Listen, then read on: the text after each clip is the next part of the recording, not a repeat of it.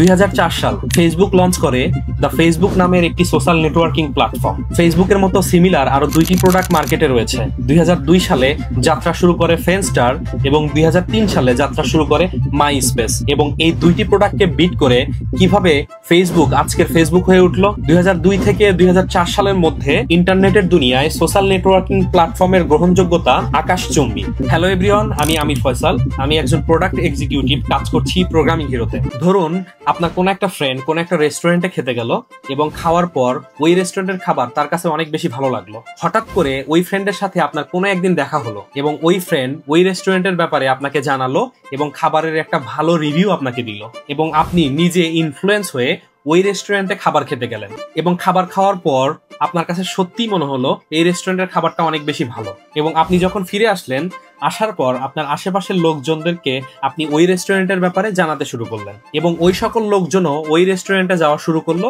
এবং খাবার খাওয়া শুরু করলো। এই যে পুরো প্রক্রিয়াটা, এটাকে বলা হয় ওয়ার্ড অফ মাউথ। এই ওয়ার্ড অফ মাউথ কিভাবে একটা সার্ভিস বা প্রোডাক্টের সাথে কাজ করে সেটাই জানার চেষ্টা করব এই ভিডিওতে। 2002 সালে লঞ্চ হওয়া ফ্রেন্ডস্টার একটা সোশ্যাল নেটওয়ার্কিং প্ল্যাটফর্ম হিসেবে নিজেদের যাত্রা শুরু করে। যখন তারা ফ্রেন্ডস্টারকে ব্যবহারকারীদের জন্য উন্মুক্ত করে দেয়, তখন ব্যবহারকারীরা এই ফ্রেন্ডস্টারে অ্যাকাউন্ট করা শুরু করে এবং অ্যাকাউন্ট করার পর এই ফ্রেন্ডস্টার তারা ব্যবহার করাও শুরু করে। এবং সবচাইতে দুঃখজনক বিষয় হলো, যখন তারা ফ্রেন্ডস্টার ব্যবহার করা শুরু করলো তখন অনেক বেশি স্লো করতো পুরো প্ল্যাটফর্মটি এবং চাইলেই নতুন কোনো ফ্রেন্ড লিস্টে অ্যাড করতে গেলে অনেক বেশি সময় লাগতো। এবং তাদের মেইন যে প্রবলেম ছিল সেটা হচ্ছে তাদের সার্ভার প্রতিনিয়ত ক্র্যাশ করতো। এবং যখন ব্যবহারকারীরা এটা অনেক বেশি ইউজ করা শুরু করলো তখন সার্ভার প্রায় সময়ই ডাউন থাকতো।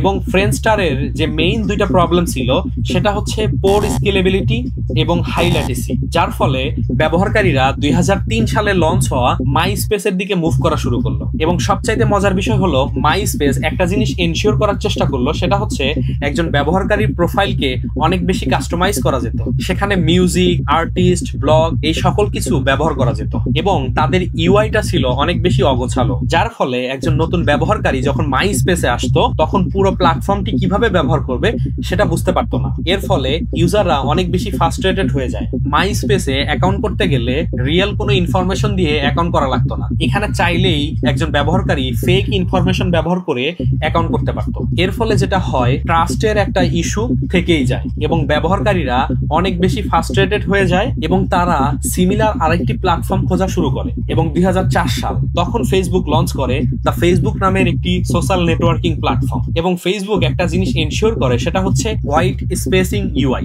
ইউজারদেরকে ইউজার এক্সপেরিয়েন্স বাড়ানোর জন্য তারা হোয়াইট স্পেসিং মেকানিজমটাকে ইমপ্লিমেন্ট করে।